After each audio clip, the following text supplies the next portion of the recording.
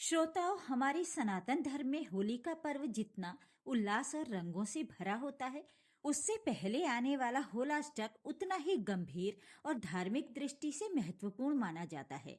होली से ठीक 8 दिन पहले शुरू होने वाले होलाष्टक को शुभ कार्यों के लिए वर्जित माना जाता है।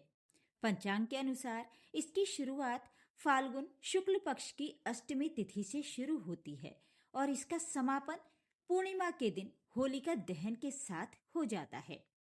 2026 में होलाष्टक 23 फरवरी से शुरू होकर 2 मार्च तक रहेगा। इस बार चंद्र ग्रहण के कारण होलिका दहन का मुहूर्त 2 मार्च की रात को ही प्राप्त हो रहा है, इसलिए होलिका दहन 2 मार्च को किया जाएगा। धार्मिक मान्यताओं के अनुसार होलाष्टक को अशुभता के कारण मांगलिक कार्यों के लिए उचित नहीं माना जाता।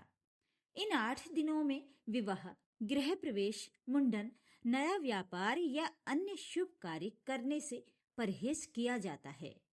लेकिन होलाष्टक में शिव पूजा और महामृत्युंजय मंत्र का जाप करना लाभकारी होता है।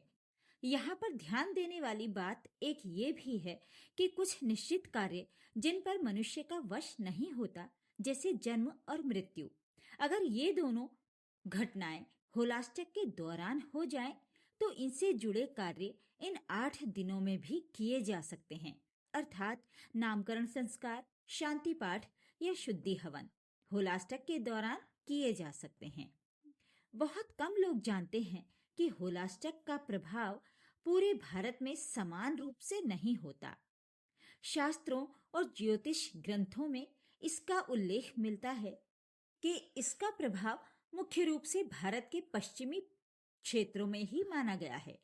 ज्योतिषाचार्यों के अनुसार व्यास नदी, जिसे प्राचीन काल में विपाशा कहा जाता था, रावी, जिसे इरावती कहा गया, सतलुज और त्रिपुष्कर नदी के आसपास के क्षेत्रों में होलाष्टक का दोष प्रभावी माना जाता है। इन क्षेत्रों में विशेष रूप से पंजाब, गुजरात और अजमेर के आसपास के इलाके शामिल हैं। यहाँ की लोक परंपरा के अनुसार इन दिनों में शुभ कार्यों से बचते हैं।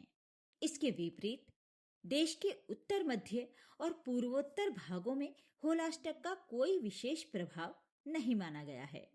यानी उत्तर प्रदेश, बिहार, दिल्ली, हरियाणा, मध्य प्रदेश, असम और कई अन्य राज्यों में होलाष्टक के दिनों में भी मुहूर्त देखकर विवाह, गृह प्रवेश, नए व्यवसाय की शुरुआत जैसे मांगलिक कार्य लोग करते हैं। वहां इसे अशुभ समय नहीं कहा जाता। होलाष्टक को अशुभ मानने के पीछे एक पौराणिक कथा भी प्रचलित है। ये कथा भगवान विष्णु के परम भक्त प्रहलाद और उनके पिता हिरण्यकश्यप से जुड़ी हुई है। कहा जाता है कि इन 8 दिनों में हिरण्यकश्यप ने अपने पुत्र प्रहलाद को भगवान की भक्ति से रोकने के लिए अनेक यातनाएं दी थीं और अंत में उसने अपनी बहन होलिका को आदेश दिया था कि वो प्रहलाद को गोद में लेकर अग्नि में बैठ जाए। होलिका को वरदान था कि अग्नि उसे जला नहीं सकती, लेकिन भगवान की कृपा से प्रहलाद सुरक्षित बच गए और होलिका अग्नि में भस्म हो गई। यही घटना बुराई पर अच्छाई की जीत का प्रतीक बन गई और होलिका दहन की परंपरा शुरू हुई। इन 8 दिनों में भक्त प्रहलाद को यातनाएं दिए जाने के कारण इन 8 दिनों को संघर्ष और परीक्षा के समय के रूप में देखा जाता है।